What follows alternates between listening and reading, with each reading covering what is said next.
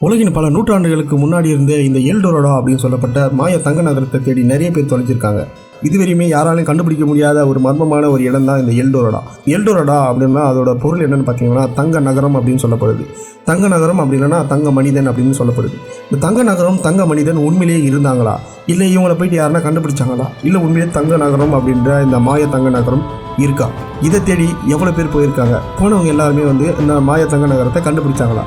மனித இனத்துக்கே உரிதான ஒரு குணாதிசயம் என்னென்னு பார்த்தீங்கன்னா, எந்த ஒரு மர்மமும் இருந்தால் அதை நம்ம முதல்ல கண்டுபிடிச்சிடணும், நான் தான் முதல்ல கண்டுபிடிச்சணுன்ட்டு நிறைய பேர் இருப்பாங்க. இந்த மாதிரி கிளம்பி போனவங்க நிறைய பேர் இந்த தங்க நகரத்தை தேடி அமேசான் ஃபாரஸ்ட்டுக்குள்ளே போனாங்கன்னு சொல்லப்படுது. இப்படி போனவங்க யாராவது திரும்பி இந்த நகரத்திலிருந்து தங்கத்தை எடுத்துகிட்டு வந்தாங்களா?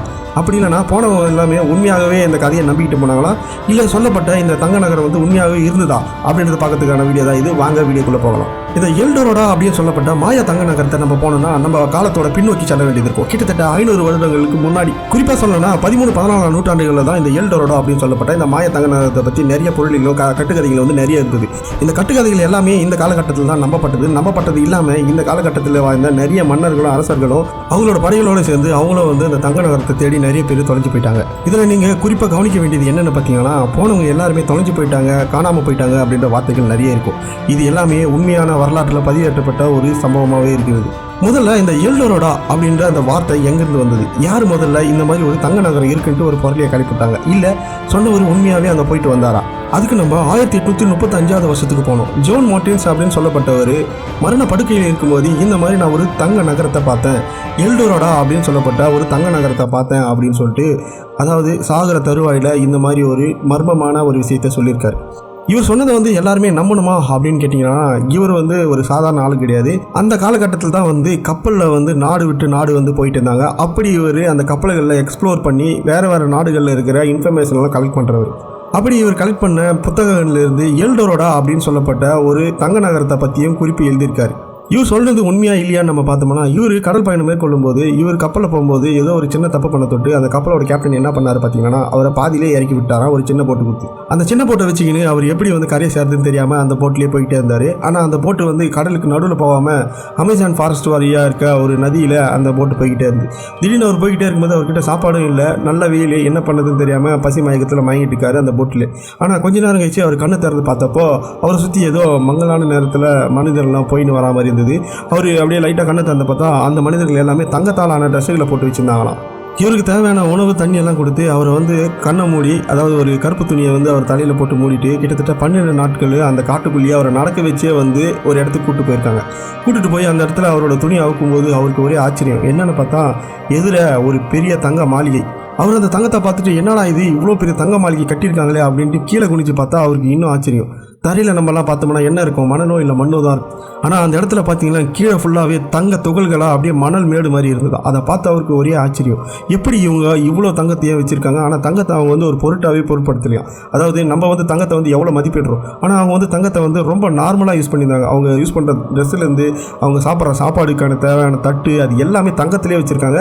இந்த தங்கத்தை அவங்க ஒரு தெய்வத்துக்கான காணிக்கை அப்படின்ற மாதிரி தான் நினச்சிருந்தாங்களே கண்டு அதோட மதிப்பு அவங்களுக்கு தெரியாது. ஏன்னா அவங்க வெளி உலகத்தில் பார்க்கவே இல்லை. தங்கத்தை அவங்க யார்கிட்டயும் வணிகமும் பண்ணல. தங்கத்தை அவங்க ஒரு தெய்வத்துக்கான பொருளாக மட்டுமே வச்சு பாவிச்சு வந்திருக்காங்க. இதை பார்த்து அவருக்கு ஒரே ஆச்சரியம். அங்கேயே கிட்டத்தட்ட 7 மாதங்கள் அங்கேயே இருந்தாராம்.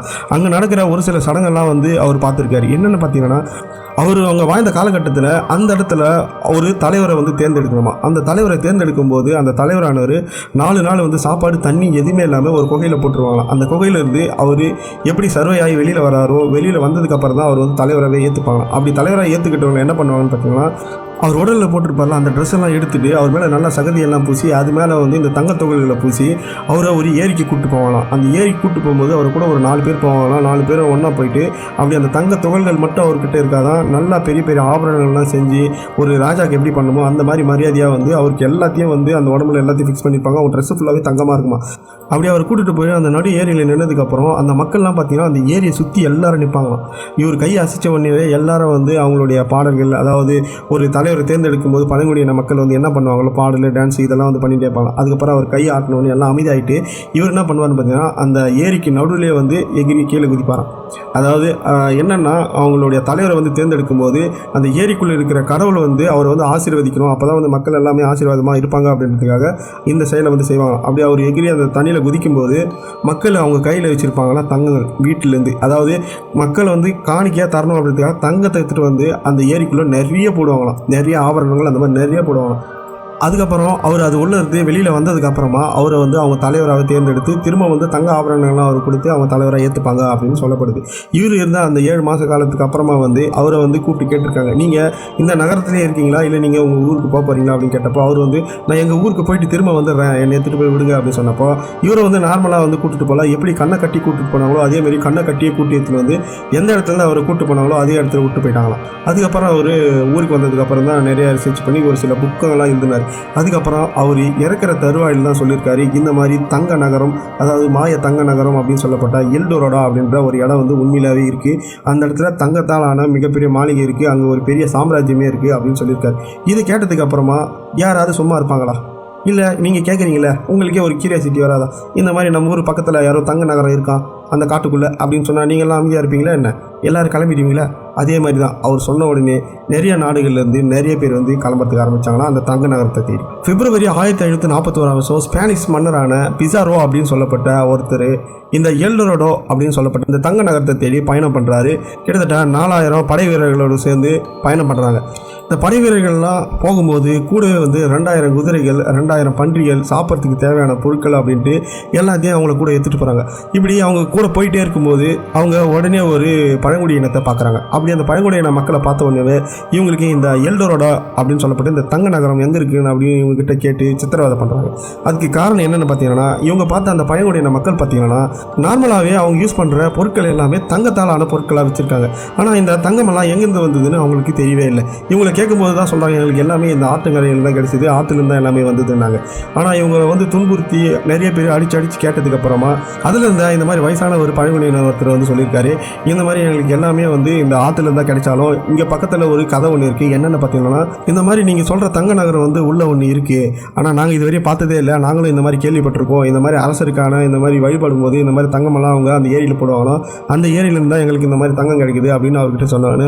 இவருக்கு உடனே நம்ம எப்படியாவது அந்த நகரத்தை வந்து நம்ம தான் முதல்ல கண்டுபிடிக்கணும் அப்படின்னு சொல்லிட்டு ஆர்வம் வந்து அதிகமாகிடுச்சான். சரின்ட்டு அங்கே இருந்த மக்களையும் சேர்ந்து கொஞ்சம் பேர் அடிமையாக்கின்னு அவர் கூப்பிட்டு கொஞ்சம் தூரம் போயிட்டே இருந்தாராம். போகிற வழியில் வந்து பார்த்திங்கன்னா ஃபுல்லாகவே சதுப்பு நிலமா, நடக்கவே முடியல, சதன்னு இருக்குது. ஏன்னா அமேசான் ரைன் ஃபாரஸ்ட் வந்து ஃபுல்லாகவே வந்து ரொம்ப கஷ்டமாக இருக்கும். அது மட்டும் இல்லாமல் இந்த கொசுக்கள், ஈக்கள் அப்படின்ட்டு நிறைய பிரச்சனைனால நிறைய பேர் வந்து இறந்துட்டாங்களாம். கிட்டத்தட்ட 4000 பேர் போனவங்க கடைசியாக வந்து பார்த்திங்கன்னா 300 பேராக மாட்டாங்களாம். எல்லாரும் போகிற வேலையே இறந்துட்டாங்க. அவங்க தேடிக்கிட்டே போயிட்டே இருக்கும்போது அதுக்கப்புறம் அவங்ககிட்ட இருந்த சாப்பாடும் வந்து காலி ஆயிடுச்சு. என்ன பண்ணுறதுன்னே தெரியல. அப்படி இருக்கிறப்போ அவர்கிட்ட இருந்த ஒரு முதன்மை தளபதி என்ன பண்ணுறாருன்னு பார்த்தீங்கன்னா, நான் போய் இந்த சாப்பாடெல்லாம் வந்து தேடி கண்டுபிடிச்சிட்டு வரேன் அப்படின்னு சொல்லிட்டு போகிறாரு. அவரோட பேர் தான் வந்து ஃப்ரான்சிஸ்கோ டி ஓரெனலா அப்படின்னு சொல்லப்பட்டது. அவர் இந்த மாதிரி ஃபுட்டை தேடி அந்த ஃபாரஸ்ட்டுக்குள்ளே போகிறாரு. அவர் கூட ஒரு 50 பேர் கொடுக்குறாங்க. அந்த 50 பேர் கூட்டிகிட்டு அவர் அந்த நதியில் போகிறாரு. அப்படி போய்கிட்டே இருக்கும்போது திடீர்னு அவர் மேலே எங்கேருந்து வந்து அம்புகள்லாம் வந்து பாயுது. என்னென்னு திரும்பி பார்த்தா அங்கே இருக்கிற எல்லா வாரியர்களும் பார்த்தீங்கன்னா பெண்கள். இவங்களை அட்டாக் பண்ணது யாருன்னு பார்த்தா எல்லாமே பெண்கள் தான். அதாவது அமேசானியா அப்படின்னு சொல்லப்பட்ட அமேசானில் வாழும் இந்த பெண்ணின மக்கள் மட்டும், அதாவது பெண்ணின பழங்குடியின மக்கள் மட்டும் தனியாகவே வாழ்வாங்களாம். அதுக்கப்புறம் அவங்க கிட்ட போயிட்டு இவர் ஹெல்ப் கேட்டிருக்காரு. அவங்களும் வந்து இந்த பக்கம் போங்க அப்படின்ட்டு வழி சொல்லியிருக்காங்க. ஆனால் இவருக்கு தேவையான சாப்பாடு எல்லாமே அவங்க கொடுத்தப்போ இந்த தளபதி என்ன பண்ணணும், அவருக்கு வந்து ஹெல்ப் பண்ணலாம். ஆனால் அவர் அப்படி பண்ணல. நம்மளே போயிட்டு நம்ம கண்டுபிடிச்சிடலாம் அந்த தங்க நகரத்தை அப்படின்னு சொல்லிட்டு அவரை கூட ஒரு 50 பேர் வச்சிருந்தால அவங்களை கூப்பிட்டு அவர் கிளம்பிட்டார். அப்படி நாட்கள் போய்கிட்டே இருக்கு. நாட்கள் மாதங்கள் வருஷங்கள் ஆகுது. ஆனால் அவரால் அந்த தங்க நகரத்தை கண்டே பிடிக்க முடியல. கடைசி அவர் போயிட்டு அட்லாண்டிக் பெருங்கடல் தான் போய் ஜாயின் பண்ணார கண்ட அவரால் அந்த தங்க நகரத்தை கண்டே பிடிக்க முடியல. இப்படி அவர் அந்த பக்கம் போயிட்டு இருக்கப்போ இந்த பிசாரோ அப்படின்னு சொல்லப்பட்ட இவர் என்ன பண்ண, சரி இருக்கிற மக்களையாவது நம்ம காப்பாற்றணும் அப்படின்னு சொல்லிட்டு வாங்க நம்ம திரும்பி போயிடலாம் அப்படின்ட்டு போகும்போது அவங்களுக்கு தேவையான சாப்பாடே இல்லை. அவங்க எடுத்துகிட்டு போன அந்த குதிரைகள், பன்றிகள் எல்லாத்தையுமே சாப்பிட்டு, அது மட்டும் இல்லாமல் சாப்பாடே கிடைக்காத தொட்டு என்ன பண்ணாங்கன்னா அவங்க வித்துட்டு போன நாய்களையும் வந்து சாப்பிட்டாங்களாம். அதுக்கப்புறம் தோல் அப்படின்ட்டு எதையுமே விடாமல் எல்லாத்தையுமே அவங்க சுட்டு சாப்பிட்டு தான் ஒரு வழியாக வந்து கரையை வந்து சேர்ந்தாங்களாம். கரையை வந்து சேர்ந்ததுக்கப்புறம் அந்த தளபதிக்கு இவர் வந்து மரண தண்டனை தரணும் அப்படின்ட்டு உத்தரவு விட்டாராம். ஓகே ஃப்ரெண்ட்ஸ், இந்த மாதிரி சூப்பரான இன்ட்ரெஸ்டிங்கான வீடியோலாம் வேணும் மறக்காமல் நம்மளுடைய சேனலை சப்ஸ்கிரைப் பண்ணி வச்சுங்க. அப்போ தான் நான் புதுசாக வீடியோலாம் போட முடியும். இந்த வீடியோ பார்க்குறவங்க மறக்காமல் ஒரு லைக்கை தட்டி விட்டுருங்க. அப்போ தான் எனக்கு வந்து மோட்டிவேஷனாக இருக்கும் அடுத்தடுத்த வீடியோ போகிறதுக்கு. தேங்க்யூ, பாய்.